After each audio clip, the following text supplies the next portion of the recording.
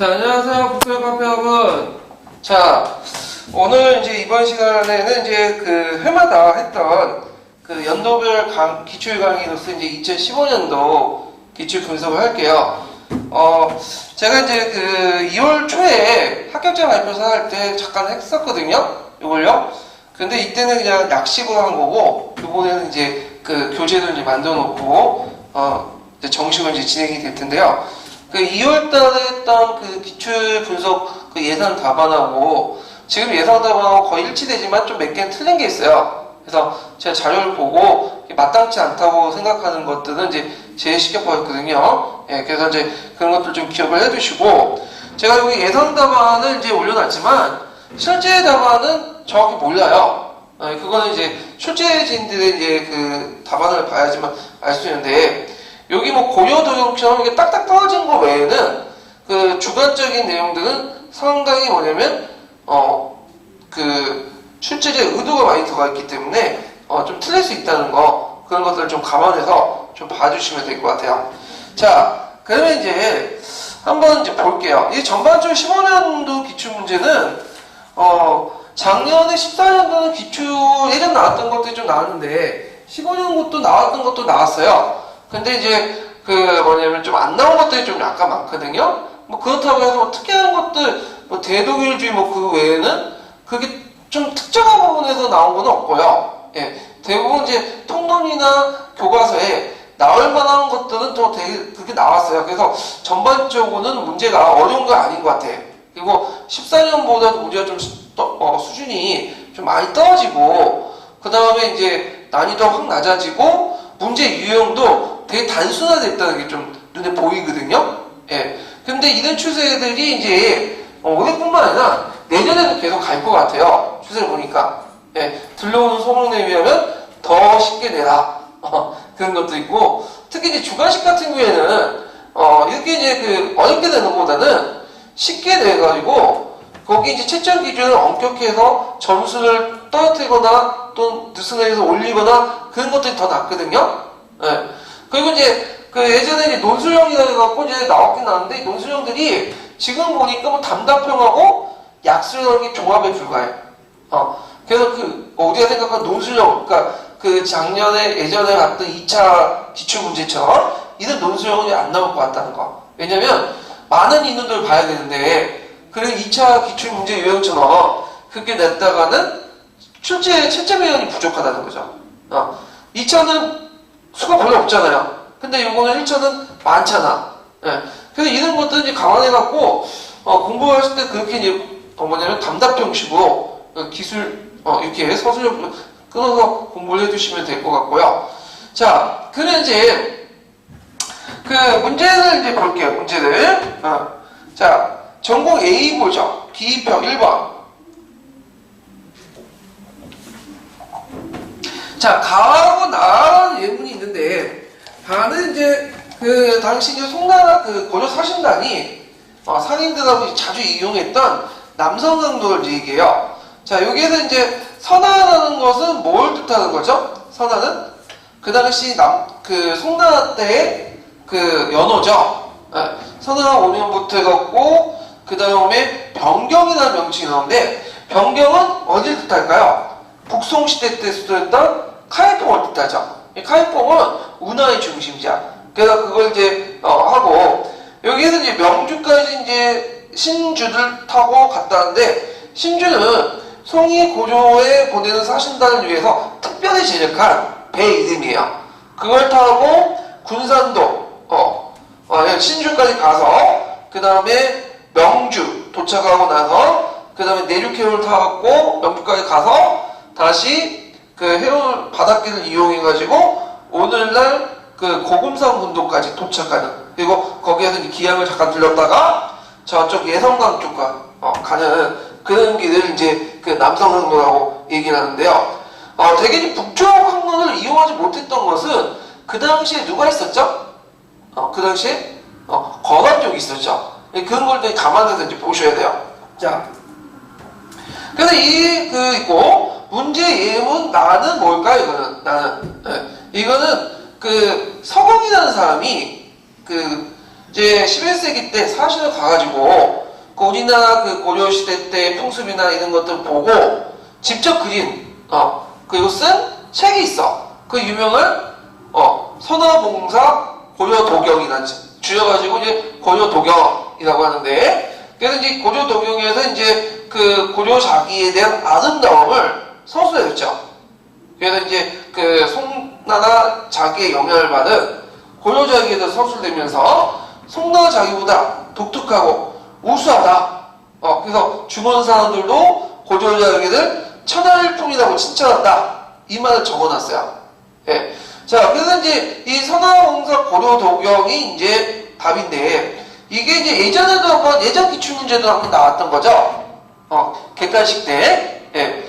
그리고 이제 그 이 선화봉사 고려도경은 그 아까 얘기한 것처럼 그 당시에 고려 사람들의 생활상, 그러니까 되게 11세기에서 12세기 때 생활상들을 자세히 묘사해놨어요. 그래서 뭐 자주문생관계라든지, 그래서 고려시대 사람들이 이제 고려 전반기 때 그 산에 농사를 지었거든요. 산전이라 해가지고 이런 것들 묘사했고, 그 앞에 이제 언급했던 고려 자기와 관련된 것들, 그 다음에 고려 사람들 결혼 풍습, 그래서 고려 사람들이 이제 그 결혼할 때 국수를 먹는다. 근데 그런 국수는 되게 귀한 음식이었거든요. 예. 자, 이런 모습들을 이제 자잘하게 잘 적어놨는데, 이 원래 이 선화봉사 고려도경은 그 앞에서 도자, 그림 도자죠. 그래서 그림과 함께 텍스트로 구성된 거야. 근데 이게 나중에 이제 그 전란 중에 그 원본이 사실 손실되고 그 글씨만 적어놓은 사본만 남아있어. 지금. 그래서 이제 그림은 없다. 자, 고려도경은 상당히 역사적 의미가 있는 게 뭐냐면, 후에 이제 고려사를 서술한 그 고려사가, 그 고려가 저려다. 그것은 후대에 만들어진 거죠. 언제 만들어진 거죠? 조선시대 때. 그래서 조선의 어떤 건국의 정당성을 마련하기 위해서 저술했기 때문에, 약간 어떤 의도가 있을까요? 정치적 의도가 되게 강해. 그래서 2차 사회적 성격이 띄죠. 그리고 주로 어디만 이제 서술되어 있냐면, 정치사 위주죠. 정치사. 네. 그래서 이제 이런 문제점이 존재하기 때문에, 있는데, 근데 이제 고려도경 같은 경우에는 그 당시 생활사를 썼던 1차 사료야. 그래서 저자가 직접 보고 들은 것들을 적어놓은 사료죠. 예. 그래서 상당히 요리는 의미가 있다. 역사적 가치가 있다. 좀 기억을 해두시면 될 것 같아요. 그래서 그냥 보충자료 이 고려도경 관련된 내용들 한번 읽어보시고, 자, 그 다음에 2번을 보죠. 2번.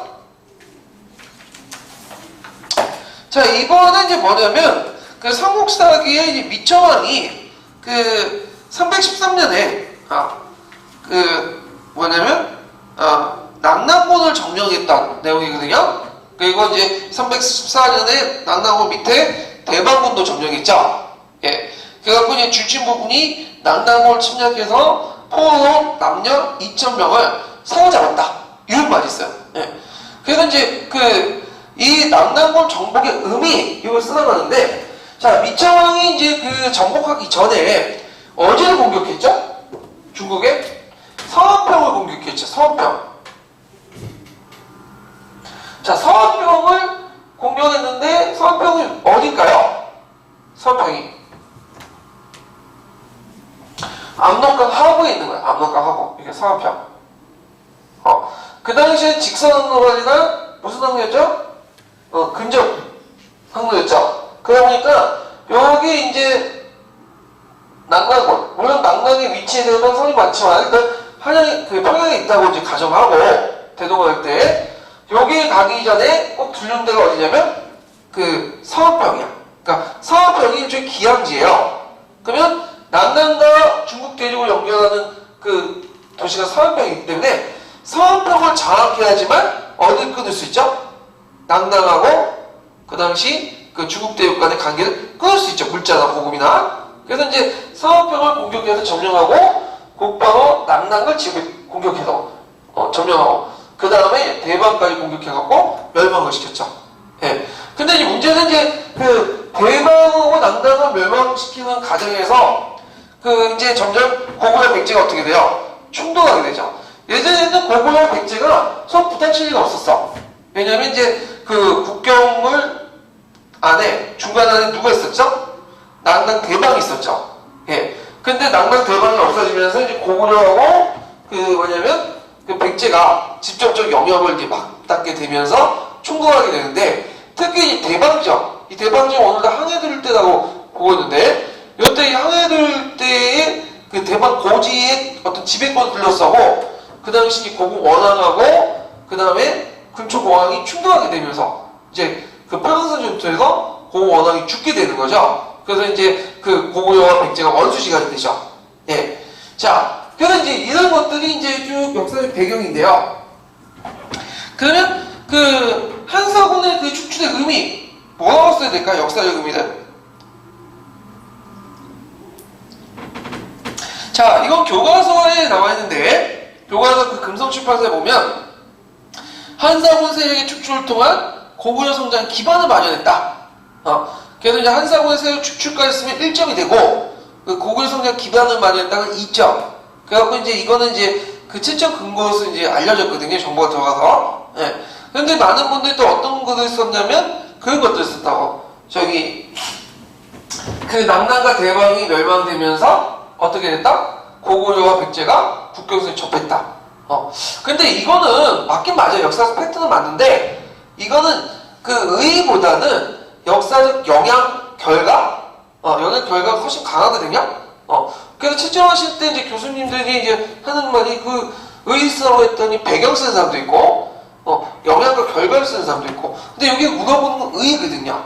네. 물론 의의라는 것도 상당히 주관적이야. 그걸 바라보는 관점도 다양하지. 근데 우리가 지금 국정화 지금 강조하잖아. 근데 이게 중요한 게 아니에요. 국정화 방식 때도 의의가 딱 하나죠. 네. 그거 딱 의의 외우셔야 돼.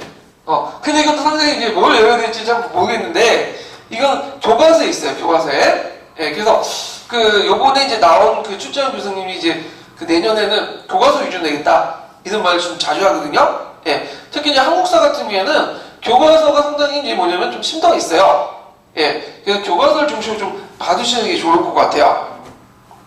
그러면 이제 여기 더 나가서 이제 좀, 학대에서 좀 보죠. 예. 한사군과 관련된 내용을 좀 볼게요. 한사군. 자, 고충 페이지 1페이지 펴보세요. 1페이지. 자, 한사군은 이제 한무제가 고조선을 멸망시키고 나서 그 당시 설치했던 한 군현들을 말하는 건데 보통 낙랑, 진번, 임두, 현도 이렇게 4개 군을 말하죠. 그래서 이제 낙랑은 나중에 대방군과 또 분리되고요. 그 다음에 이제 고구려 성장과 관련된 군은 어디 군하고 관련돼 있죠? 현도군하고 관련돼 있죠. 예. 근데 이제 한해상군의 이제 설치 문제를 가지고 민족주의 학자들은 제국설 한반도가 아니다. 북쪽에 있었다. 그리고 전함선은 한반도 안에 있었다. 이렇게 있는데 대개 보면 이제 통론이나 교과서는 제남설 선택하고 있죠. 근데 북한은 거기 제국설 선택을 하고 있다고 그래요. 예. 자. 그래서 이제 있고, 한사군의 성격에 대해서는 여러 가지 의견이 있어요. 독립국이다. 중국계 유이민들이 이제 중심은 독립국이고, 그리고 또 무역을 위한 조개지다. 그 다음에 또 어떤 분들은 이제 뭐냐면, 무역기지였다. 뭐 이런 시설도 있어요. 예. 단순히 무역기지였다는 거죠. 독립국이 아니라. 예. 자, 그 다음에 정책들을 이제 보면요. 통론에 나와 있는 것처럼, 이 한국 고대 발전 과정에 상당히 중요한 역할을 하죠. 일단은 고대 국가의 발전에 필요한 여러 가지 이제 문물이나 이런 것들, 중국의 문물이나 이런 것들 어디를 통해서 들어오게 되죠? 한사군을 통해 들어와요. 그래서 꼭 한사군을 나쁘게 볼 필요는 없어요. 선진 문화를 도입하는 어떤 통로 역할을 했던 것이 한사군이거든요. 그리고 한사군이 들어오면서 또 내부의 정이 들어오니까 내부의 움직임이 어떻게 되겠어요?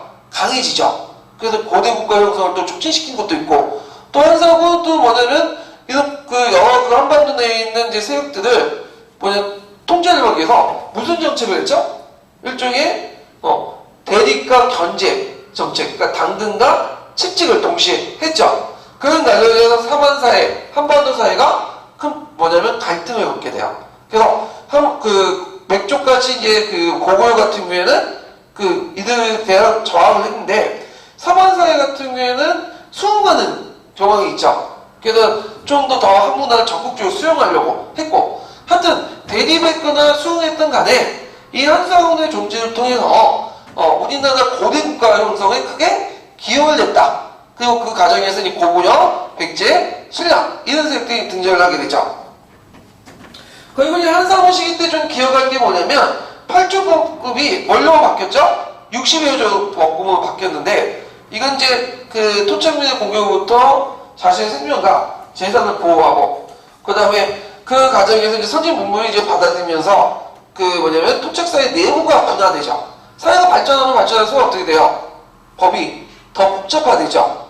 자, 멸망 과정을 보면 진번, 인도, 현도군은 한반도 내에 설치했지만 곧 이동을 했어요. 그리고 낭낭대방이 있다가 낭낭대방은 고구려의 공격을 받고 미천국 때 공격을 받고 313년과 314년 해갖고 멸망을 당하죠. 자, 역사적 의미와 영향을 보면요. 자, 우리나라 영토에서 중국사회를 추출하여 민족의 발전을 이뤘고요. 그 다음에 고구려와 그 백제의 완충지대가 사라져서 전면적으로 도입했다.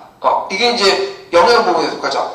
자, 경제력을 보면 뭐냐면 낭만군이 했던 역할, 그러니까 중개무역 있죠. 문물수입 역할을 이제 그게 없어지고 그 역할을 누가 대신하게 되죠?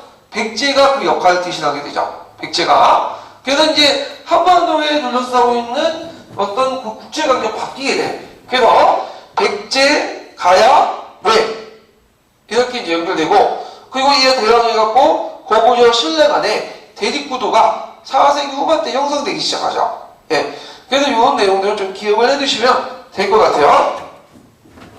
자, 그 다음에 뒤에 넘어가서 3번을 볼게요. 3번.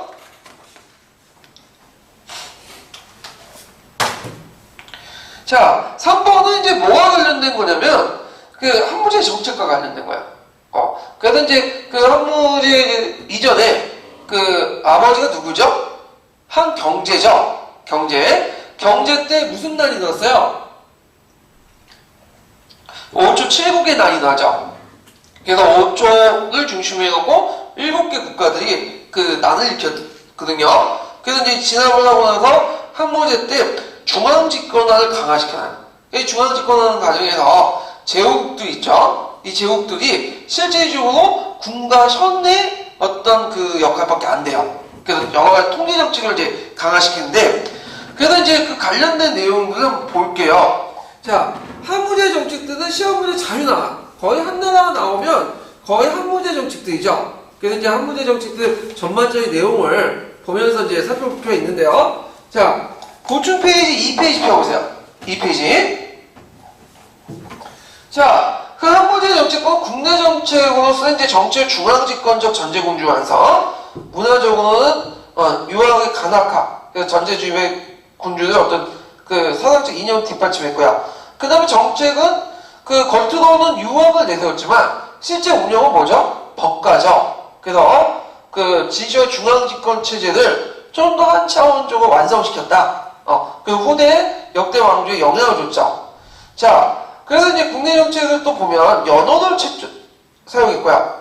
그래서 중국 문화권, 동아시아 문화권을 형성해서 연호를 중심으로 책령이나 조공 관계 이런 것들이 형성되죠. 그래서 원래 조공책봉 관계는 그 뭐냐면 중국과 중국 안에 중앙과 제국 간의 관계였는데, 이때부터 이제 중국과 다른 나라의 관계로 국제적 관계로 확대되어 나가기 시작하죠.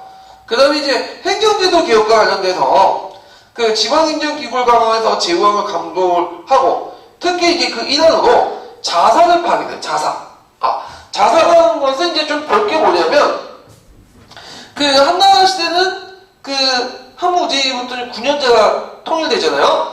그래서 군과 현이 있는데 군과 현 그 위에 새로운 또 행정단위가 형성돼요. 그게 주예요. 그 주는 그 고려시대 때의 도마 마찬가지 처음에는 뭐였냐면 감찰구역이었어요. 행정구역이 아니라. 그래서 이제 거기에 자사를 파견하고 감찰을 하도록 했는데, 시간이 지나면서 이제 어떻게 되죠?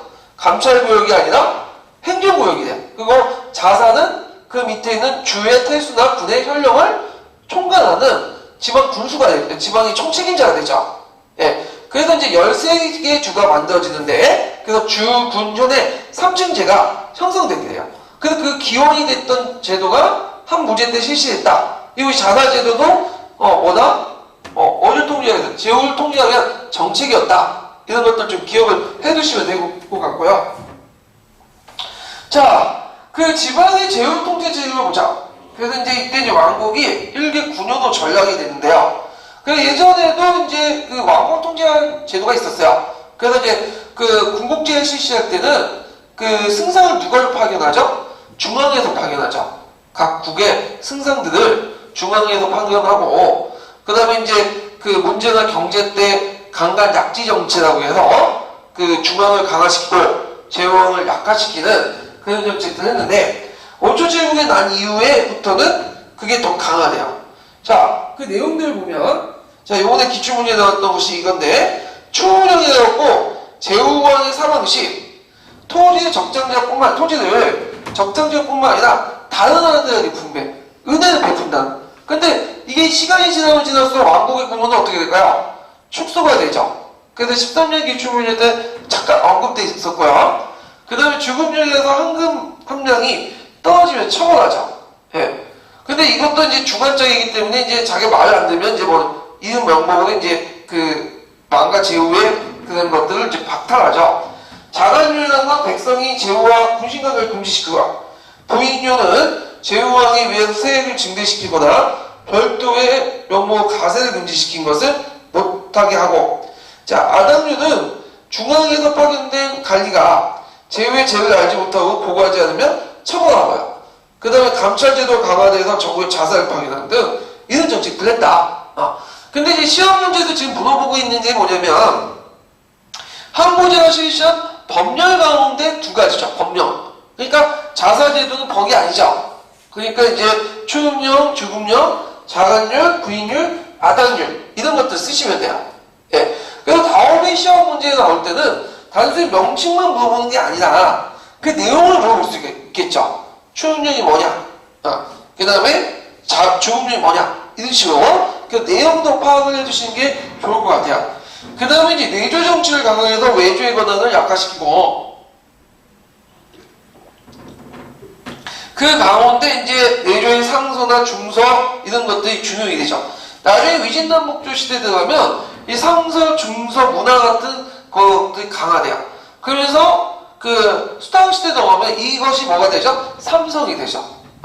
그래서 이걸 이제 내조를 외조화했다. 이렇게 이제 표현을 하고 있는데, 자, 항모제 경제정책은 보면 항모제가 대제국을 건설해서 대구로 통목공사 대원정하니까 재정이 고갈되니까 대상인 출신이었던 상호양을 등에서 재정을 마련하기 위해서 실시한 법인데, 기본적으로 중농억상 정책이죠. 자, 이 중농억상 정책은 그 앞에다 쓰면 뭘 써야 될까요? 법가적인 중농억상 정책. 예, 법가적인. 그래서 이 기원이 됐던 사람이 누구죠?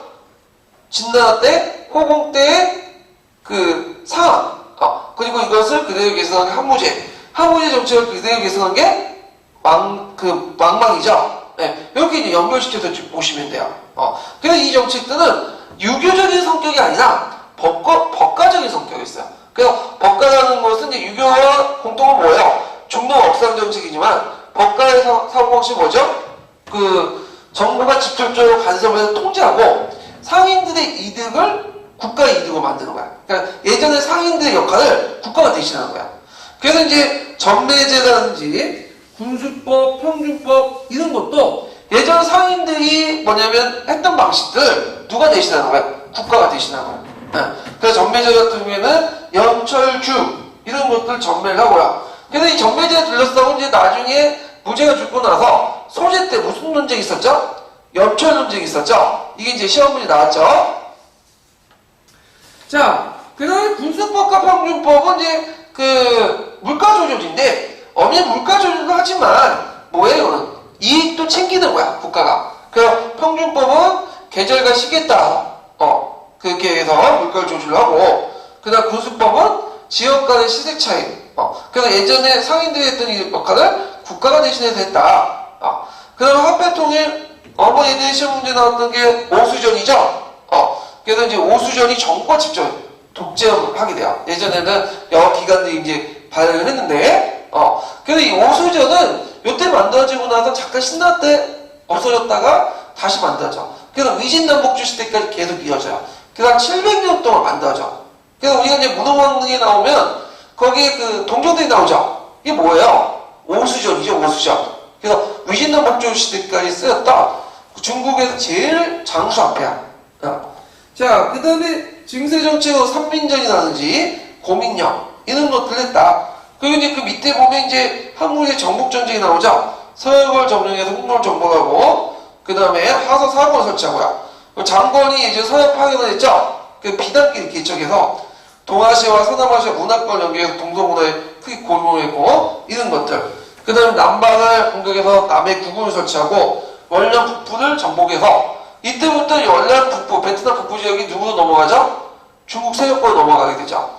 자, 그 다음에 고조도를 공격해서 한사고 설치했다. 이렇게 해서 한번 전반적으로 한국의 정책과 같이 연관시켜서 보셔야 돼요. 예. 그래서 시험 문제 자주 나오는 기초빈도가 높은 문제니까 좀 기억을 해두시고요. 자, 그 다음에 4번을 보죠. 4번은 이제 뭐와 관련된 거냐? 국풍문화예요. 국풍문화. 요때 국풍이라는 건 뭐냐? 자, 나라 국자에다가 뭐죠? 바람풍자죠. 보통 바람풍자인데 이건 바람으로 있는 경우도 있지만 요때는 문화, 경향 이런 것도 이제 보셔야 돼요.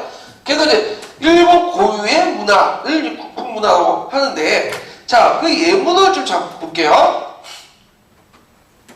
예문에 보면 이 벚꽃은 일본의 그 종류가 가장 많은 일본의 국화이며 고대 일본에서 하가 꼭 벚꽃을 지칭하였다. 근데 이제 그것은 그 헤이아 시대 때고요. 근데 나라 시대 때 이제 보면 매야가 있어. 매야. 벚꽃이 일본을 뜻한다면 매야는 중국을 뜻해요. 그래서 매야는 중국의 원산지며 중국의 일본에 도래했는데, 나라 시대 때는 여러분들 알다시피 경당사를 통해서 중국 문화를 적극적으로 받아들였죠. 그러다 보니까 마녀소나 이런 데서는 벚꽃보다는 매야가 더 많이 나와. 근데 이제 후대에 그 공키와 쿠슈 그래서 이제 있는데, 이거는 그 헤이아 시대 때 편찬한 책인데, 이때는 매야보다 뭐가 많이 나오죠? 벚꽃이 나오죠. 그럼 여기서 매야와 벚꽃은 뭘 메타포로 하는 걸까요? 뭘 의미하고 있죠? 매야는 중국의 문화, 벚꽃은 일본 고유의 문화를 뜻하는 거죠. 그래서 이러한 변화는 뭐의 변화를 뜻한다? 이제 중국의 문화는 대신에 일본의 문화가 등장했다. 그래서 이제 이 헤이아 시대 때 등장한, 헤이아 중기 때 등장한 문화를 국풍문화죠. 국풍문화. 그 안에 들어갈 만한. 자, 국풍문화라는 것은 뭐 때문에 형성이 됐냐? 그거는 이제 배경을 보면, 자, 당나라의 멸망과 신라와 바다의 쇠퇴. 그래서 이제 그 있는데, 그 배경을 지금 물어보는 거예요. 대의적 요인들을. 그래서 이제 이게 어디 나왔냐면, 그 아틀란티스 일본사에 나왔어요. 그래서 당이 이제 그 쇠퇴하고 멸망하고 신라와 바다가 멸망하고 쇠퇴하는 과정 속에서 더 이상의 당나라와 신라가 일종의 모델이 될 수가 없죠. 그리고 파견할 수도 없고, 그러면서 경당사가 견신라사가 파견 중지됐어. 물론 경신라사는 그 이전부터 중지됐지만, 그래서 예전에 이제 헤이안 초기까지는 경당사를 파견해서 업무를 받았지만, 헤이안 중기 대략 10세기 정도죠. 9세기 10세기 이때는 그 경당사 파견이 중지되면서 종전에 받아들인 중국 문화의 바탕으로 일본의 고유한 문화들이 형성이 돼요. 그래서 이제 이거 국풍문화라고 하죠. 예. 그래서 여기에서는 대의적 요인 이거 썼으니까 당의 멸망과 신라의 바다의 쇠퇴 또 멸망 이거 쓰셔야 돼요. 그래서 이제 그 경당사 페이지 이렇게 나왔는데, 경당사 페이지는 요인이 아니죠. 계기가 되는 사건이죠. 그건 요인에 의해서 계기가 되는 거죠. 그래서 이거 좀 구분을 좀 해주실 수가 있고, 그러면 다음에 그 국풍문화는 그 당시에 그 지배층이 누구였죠? 후지나라 국가죠. 그 당시에는 후지나라의 그 가문들이 그 정치를 잡고 있었잖아요. 예. 그래서 이제 석한 정치다 해가지고 그 정치 회의인데, 그래서 이 시대는 이제 무슨 문화라고 하냐면 북풍문화로 하기도 하고 후지하나 문화 이렇게 후지하나. 그래갖고 이제 거기에 이제 그 다음에 나오려면 어떤 것들이 나올까요? 일단 국뽕문의 내용을 물어볼 수가 있겠죠. 국뽕문의 내용.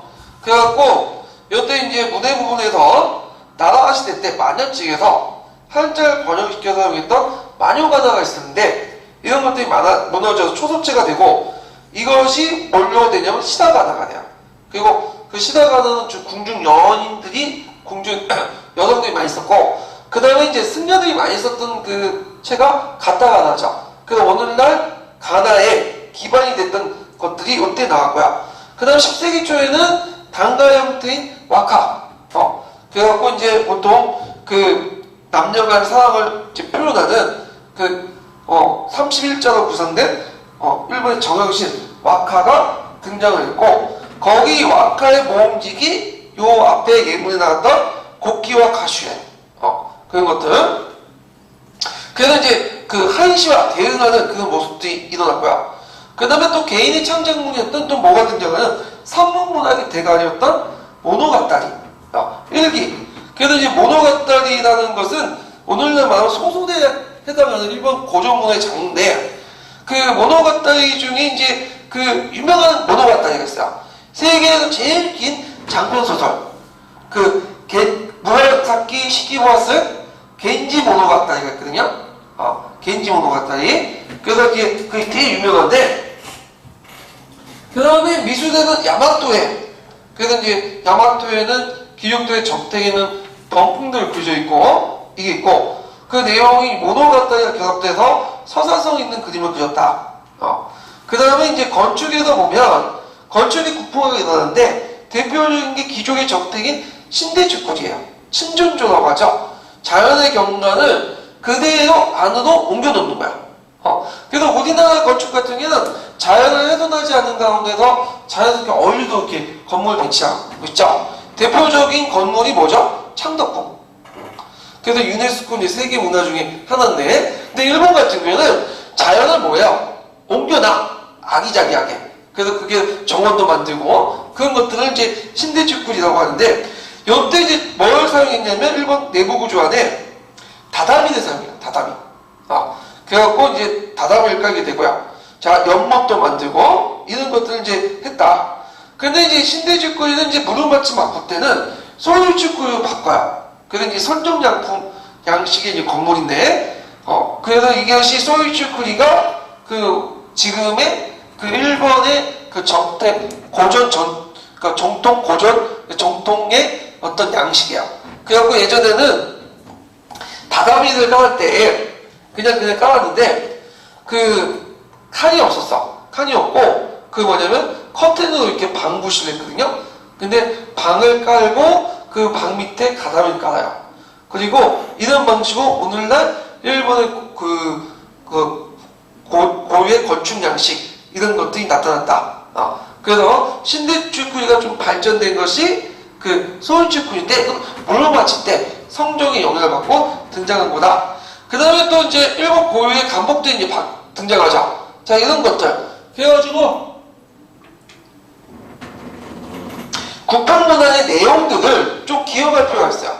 근데 이제 그 교과서에 좀 잘못 적혀 있는 게 뭐냐면 그 일본의 불교의 신불 스파 들어보셨죠? 이 신불 스파를 본지 수적수 같은 것들을 요때 나타났다. 이렇게 이제 얘기하는데 이건 틀려요. 이 신불 스파는 나라 시대 때 등장합니다. 나라 시대 때.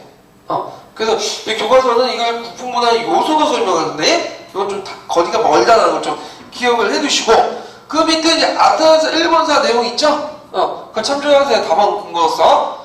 그래서 이제 그 최근에 나왔던 이제 문제들 있잖아요. 일본사 문제들이요. 되게 아타나사 일본사에서 많이 나와요. 그래서 이제 대학교과서 일본사도 이제 많이 보시는데 책도 좋지만 주로 일본사는 아타나사 일본사에서 나오기 때문에 공부할 때 아타나사 일본사에서 좀 공부를 해주시는 것도 좋을 것 같아요. 그래서 일본사는 매년마다 문제가 나와요. 그래서 올해도 2, 3점 문제가 한번 나올 것 같아요. 올해는 이제 근현대사가 나오지 않을까 이렇게 보는데 근현대에서도 뭐 메이지유시나 자유민주운동 나올 수도 있지만 하도 울고만 그러면 이제 다 아니까 그 예전에 나온 것처럼 이제 동방예의처럼 어제도 우리가 몰랐던 부분들, 잘 보지 못했던 부분들을 끄집어내갖고 낼 수 있거든요. 예. 그래서 눈여겨보지도 못했던 부분들을 1번 근현대사 공부할 때 좀 눈여겨보시는 것도 좀 괜찮을 것 같아요. 예. 자, 그 다음에 5번을 보죠. 5번. 자, 이 5번인데 이 5번은 이제 그 뭐와 관련된 거냐면 원나라의 조세제도와 관련된 거예요. 원나라 세제가. 네. 그래서 이제 원나라 조세제도와 관련된 건데, 그래서 이제 그 내용은 이제 그 강남과 강북의 조세제도가 이제 틀리다 뭐 이런 기준으로 설명을 하고 있거든요. 근데 보면 문제 보면 다음에 설명하고 있는 부세제도에 대해서 나타난 통치체의 특징을 쓰시오 이렇게 있거든요. 그래서 제가 이제 그 2월달에 했던 약식 강의 때는 뭐라고 얘기했냐면 그걸 이제 이원적 통치체제라고 이제 얘기를 했어요. 보통 유목민족 전국국가들이 이원적 통치체제를 하죠. 이원적 통치체제는 뭐죠? 한족과 유목민족들 분리 통치하는 거야. 왜? 서로 간에 동화를 막기 위해서 한족 문화의 동화를 막고 그 다음 기마적, 군사적 유지시키기 위해서 그런 정책을 했다는데, 자, 교과서에 보면 원나라도 이원적 통치체를 실시해요. 그건 사실이야, 팩트야. 근데 이 조세제도와 관련돼서는 아니라는 거죠. 그걸 제가 이제 읽었던 게 뭐냐면 동양사 개선하고 강자중국사에 관련된 내용이 나오거든요. 그러면 잠깐 이제 펴보시면 되게 근거편을 잠깐 볼게요. 자, 16페이지 근거편. 저기 보면 이제 그 동양사 개론에 관련된 거 볼게요.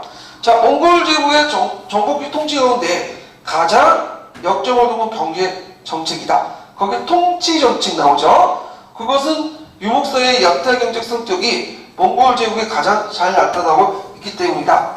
그래서 몽골 제국 정령지 통치에 갖는 특징, 키워드 주쳐보시고 유목내 욕구가 그대로 방출된 약탈적 성격과 함께 정복제 한인의 정통적 간을 존중한 두 가지 통치 방법이 서로 대립 균형하면서 나타나는 거죠. 예. 그래서 이것이 태종 때 이런 제도 정치가 있고 성종 때 완성이 돼요. 그럼 여기에서 앞에 물어보는 것이 뭐죠? 부세제도에 나타난 통치 제도죠. 경제 통치 제도. 이미 답이 나왔죠. 동양사 개론에. 그래서 어떤 분은 그 동양사 개론에서 찾을 때 그 밑에 이중적 성격을 가지고 이걸 이원적 통치 제도다 이렇게 해석을 하는데, 요때 이중적 성격은 이원적 통치 제도가 아니에요. 여기 책을 쫙 읽어보시면 알겠지만 동양사 개론 541페이지 44페이지 그 내용은 핵심 키워드는 두 가지야. 그 뭐죠? 한일 정통적 간행을 존중하는 제도와 그 다음에 그 유목민의 약탈적 세제, 이 두 가지 세제가 이중적이라는 거야. 여기 이중적이라는 거야. 이원적이라는 의미가 아니다. 그래서 보통 이제 그 원나라 세제 특징 두 가지로 볼 수가 있어요. 그 원나라 세제 특징은 뭘로 이제 볼 수 있냐면 거기에 나와 있던 것이 첫 번째는 뭐냐면 지역과의 참여자, 강남과 강북과의 차연. 그 다음에 두 번째는 약탈적 성격하고 뭘로 보냐면 그 한인 정통적 그 세제 두 가지 이제 이렇게 볼 수 있는데, 먼저 지역 간의 이제 차이를 보자.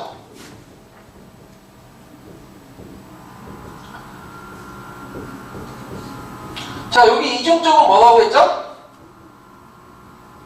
한인의 전통적인 세제하고 그 몽골의 약탈적 세제라고 했죠. 이중적이라는 의미가. 이걸 이제 이원적 통치라는 구조화를 보는 게 아니라 이건 별개야. 이원적 통치 구조. 그 원나라 때 이원적 통치 방법은 어떤 식으로 나타나냐면 원나라는 4개로 이렇게 나눠져, 민족을요. 그리고 거기에 권리와 의무를 달리 두고, 그 다음에 그 강국 지역에 살고 있는 그 고조인이나 거란인 여진족들을 자치별로 이렇게 묶어서 같이 살게 해요. 그래서 그 안에 있는 수장들 임명해서 간접 통치를 하거든요. 분리를 이렇게 통치시키고, 그런 식으로 이제 반영되는 거지, 조세제도 이렇게 반영이 안 돼요. 조세제도 반영됐으면, 뭐, 몽골족이나, 그 여진족이나 거란족 세제도 나와야 되는데, 그게 전혀 안 보이고, 다 강남이나 강북이나 두 가지는 뭐죠? 몽골식 세제와 한인 세제, 이것밖에 안 나오잖아. 그러니까 이건 이중체제라고 설명 안 돼. 별개로 보셔야 돼. 자, 지역별 차이가 왜 나타나냐? 강남과 강북하고 이 이중체제 때문에 나타나는 게 아니라 지역적 특징 때문에 나타나는 거야. 강북은 인구와 토지 중에 어느 게 더 많을까요? 상대적으로 인구가 더 많죠? 토지가 별로 없어. 강남은 인구와 토지 중에 상대적으로 뭐가 많아요? 토지가 비율도 높아요.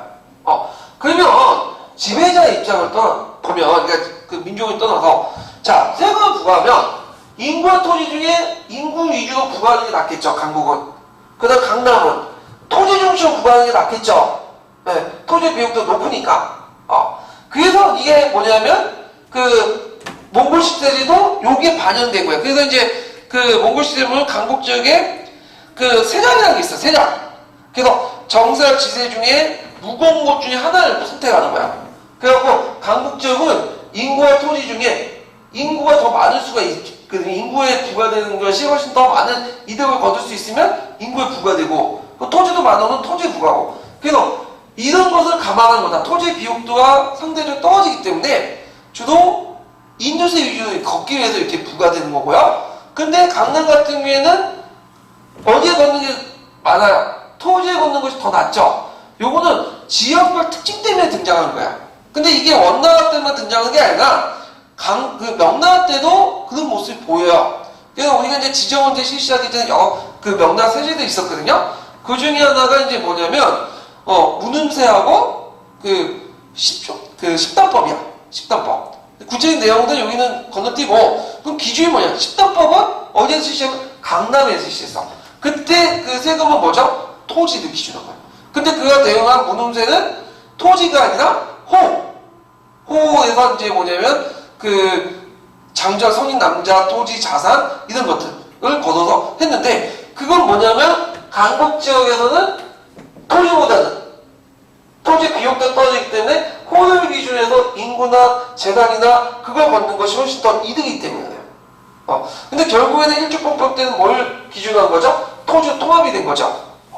그래서 이건 원나라 때뿐만 아니라 명나라 때도 그런 현상들이 보여요. 그래서 이거는 이중지배체제를 해석을 하는 게 아니라 강남과 강북의 지역을 특징으로 해석해야 돼.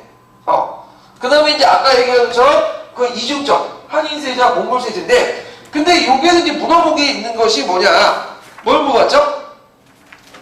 자, 여기에서 물어본 것이 부세제도에는 통치체 특징이에요. 그러니까 통치체제 안에서 물어본 거니까 요걸 쓰셔야 되겠죠. 요걸. 요 안에서만 특징 중에 두 가지 특징 중에 통치체제 전반 특징 중에 하나에서 물어보니까 이걸 쓰셔야 되겠죠. 그러면 중국의 통치체제 안에 있는 부세제 특징을 한번 볼게요. 자, 거기 이제 4페이지 잠깐 보세요. 4페이지. 고출 페이지. 자, 원래 이제 그 원나라 전에 몽골 제국에서는 세금 제도가 필요 없어. 왜 필요 없을까요? 그냥 공격해서 100% 약탈될 건데요. 근데 오골타 했다부터 이제 그 약탈전에서 뭘로 바뀌었죠? 정복조로 바뀌었죠. 정복조라는 것은 장기 지배 목적으로 이제 그 나라를 통치하는 건데, 그러면 무조건 약탈하면 안 되겠죠? 얘네들 먹고 살 수 있도록 이제 재생산 구조가 어느 정도 낮춘 상태에서 해야 될 거 아니야. 그러기 위해서는 세금 제도 필요해. 이때 이제 생목이나 이런 사람들이 도와주는데, 자, 이 과정에서 이제 몽골식 세제와 정조 그 지역의 세제가 조합이 돼요. 그래갖고 중국도 마찬가지고 다른 나라 마찬가지인데, 자, 중국을 보죠. 이게 이제 그 태종 때부터 해갖고 이제 성종 때까지 완성이 되는데, 강북 지역 같은 경우에는 세장과 가차. 그래서 세장은 두 개로 있어요. 정세와 지세 중에 뭐냐면 둘 중에 하나를 선택한 무거운 것을 부과한 거고, 가차는 세월과 폰 이렇게 있는데, 세장은 한해 정통적인 세제고요. 그 다음 가차는 몽골식 세제야. 두 개가 조화가 이루죠. 근데 이제 동양사 계도는 좀 잘못된 게 있는데, 동양사 계도는 세장을 몽골식 세제로 적어놨어요. 근데 그건 잘못된 거야. 강자중국사에 있는 내용이 맞아요. 강자중국사는 세장을 한 세제로 나타났거든요. 한인의 정통적 세제로. 왜냐면 이제 강자중국사에 있는 내용을 동양사 계도에서 요약하는 과정에서 좀 잘못 적어놓은 것 같아. 예. 그 다음 강남 지역 같은 경우에는 한가한 그 세법 중에 양세법에 비해서 추세, 그 다음에 그 약탈시세인 문탄세가 있는데, 문제는 이 문탄세가 이제 중심이 뭐냐면 호야 호, 장정수. 그러니까 가난한 사람들이 이걸 뭐냐면 낼 수가 없죠. 부담이 크겠죠. 그래서 이게 왜 이렇게 주변이 시끄럽네요. 자, 그래서 이제 호남에, 근데 호남에는 허목성 지역에서 농민반을 해놨어요. 이 문탄세 때문에. 그래서 안 되겠다 해갖고 성종 때 하세를 도입을 한 거죠. 그럼 여기에서 이제 볼 수 있는 것이 뭐냐면 정주시 세금하고 그 다음에 몽골 약탈적 세금의 대립과 갈등을 볼 수가 있는 거죠. 예. 그래서 이제 그 예문을 뜻하는 것은 그 아까 얘기했지만 약탈적 성격과 정복자 한인의 정통적 간의 존중과 갈등, 이게 답이에요. 예. 그래서 이거를 이렇게 답을 쓰시면 되고 같아요. 예. 자, 그 다음에 이제 뒤에 넘어가서 그 6번을 보죠. 6번. 6번은 이제 뭐냐면 이제 그 옹정대 때 실시한 그 항태제 밀권법이라고 하는데, 그 이 항태제 밀권법은 이제 왜 이러냐면 전대에 강희제 때 항태전을 둘러싸고 책봉을 둘러싸고 항실 4번 있었어. 갈등도 있었고. 그래서 이제 옹정제가 이제 그 안 되겠다. 이런 문제를 뭐냐면 막기 위해서 이 사람이 이제 어떤 식으로 이제 했냐면 건축국 앞에 저 정대 강변의 액자가 있거든요. 그 앞에 그 상자를 두고 그 평상시에 이제 그 똑똑한 그 항자들 있죠. 그 사람들을 이제 적어놔. 그래서 나중에 자기가 죽은 다음에 열어보면 그 항자가 뭐죠? 황제가 되는 거야. 그래갖고 그 좀 전에 유목민족들의 그 개의 승승발 방식 문제점이 뭐죠? 볼 데 없었죠. 그냥 능력자 위주야. 그러다 보니까 내분이 났죠. 근데 이제 좀 전에 또 한인들의 그 계승 방법은 또 문제가 뭐야? 장자 위주다 보니까 장자가 항상 유능한 게 아니잖아요. 근데 이걸 이제 서로 정복을 시켜갖고 절충화시킨 제도가 뭐냐면 항태제 밀고법이다. 예. 그래서 항태제 밀고법은 이제 요때 그 권룡제 이제 선발하는 방식부터 해갖고 쭉 지성이 되다가 그 후에 이제 도광제 때인가요? 도광제 그 한풍제 때다. 한풍제 때는 없어져. 왜 없어지냐면 한풍제 때는 아들이 몇 명 있었어. 딱 한 명 있으니까 자연스럽게 올라가고 그 후에 황제가 이제 강서제인데 강서제나 그 후에 이제 누구야? 마지막 이제 풀이 같은 경우에는 이런 방식이 아니라 그 항실회의에서 주도돼갖고 정치적 판단을 해서 결정이 된 거죠. 예. 그래서 한동안 많이 쓰였던 것이 항태제 밀고법이다. 좀 기억을 해두시면 되고요. 그리고 여기도 좀 더 볼 게 뭐냐면 청나 정치인데 청나 정치 같은 경우에는 시험 문제에 어디가 많이 나오냐면 강의항제, 그다음 그 옹정제, 권룡제. 그게 시험 문제 많이 나오거든요. 잠깐 5페이지 펴보세요. 5페이지. 자, 거기 보면 누드와치 태조가 있고 태조에서 이제 알할 것은 뭐 사유 전투가 있는데 그리고 만주 8기병을 창설하고 만주 문자를 제작하고 후금이나 연호를 청구했다. 그 다음 태종 홍타치드 같은 경우에는 국골 대청을 개명하고요. 그 다음에 만주 8기, 한인 8기, 몽골 8기는 이제 한인 8기와 몽골 8기를 신설하고 우리나라와 관련돼 있죠. 그리고 이제 그 청나라 만주에서 중국 본토 들어갈 때는 어떤 황제였죠? 순치제. 그때 이제 오상계 나는 이제 핑계도 해갖고 이제 오상계 동을 다 들어가고 그 다음 강희제, 옹정제, 권룡제인데 강희, 옹정, 권룡은 그 청나라의 전성기야. 그래서 이제 주로 시험 문제는 강희, 옹정, 권룡 요 세 형제가 주로 나와요.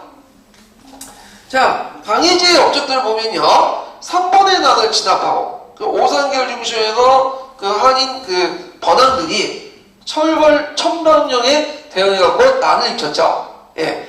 그리고 예전에 한번 시험 문제 나왔고요. 그 다음에 정성공세력을 축출하고 요때 정성공세력은 이제 뭐냐면 그 대입하는 과정에서 뭘 공포했죠? 청계령. 그리고 나중에 청계령을 전해령을 공포하죠. 그 다음에 이제 네드치스크 조약을 맺게 되죠. 러시아와. 그리고 만주를 확보하고 외몽고 티벳을 정복하고요. 그 다음에 문자의혹을 익히죠. 이 문자의혹은 강희제뿐만 아니라 옹정제, 권룡제까지 문자의혹을 왜 익혀요? 중국인들이 가지고 있는 하위 사상을 탄압하기 위해서 일으켰다. 자, 그 다음에 이제 황제의 권력을 집중해서 남서방을 설치하는 등 그런 것들 하고요. 왕정제는 아까 얘기한 것처럼 황태제 밀건법, 항의 계승제를 제정했고, 그 다음 왕정제 때도 눈여볼 게 뭐냐면 지정원제죠. 그 다음에 양령원제라고 관리들이 이제 뭐냐면 그 뇌물을 방지하기 위해서 양령원제를 실시했고, 일종의 판공비를 많이 준 거야. 판공비를. 예. 그 다음에 임원주 출신의 지방관을 이제 중앙에서 임명하죠. 토관을 폐지했다. 이런 말이 있어. 그래서 예전에는 그 토사를 해갖고 그 각 소수민족들의 그 뭐냐면 지역에 토사를 설치하고 토관을 임명했는데 이제 중앙에서 임명을 하게 되죠. 그래서 역대도 문자에 오기도 하고 그 대의강부덕을 이제 저술했죠. 근데 이게 그 교과서에 잠깐 많이 나와요. 대의강부 주요 내용은 뭐냐 하면 그 하위 기준이 예전에는 뭐죠? 하위 기준이 지휘적인 어떤 위치나 활동에 따라서 기준을 정했는데 이제는 문화적인 어떤 역량에 따라서 하위 기준이 되는 거야. 그래서 그 밑에 병방에 태어났다 해서 내가 만주에 태어났다 해도 문화적인 역량이 높으면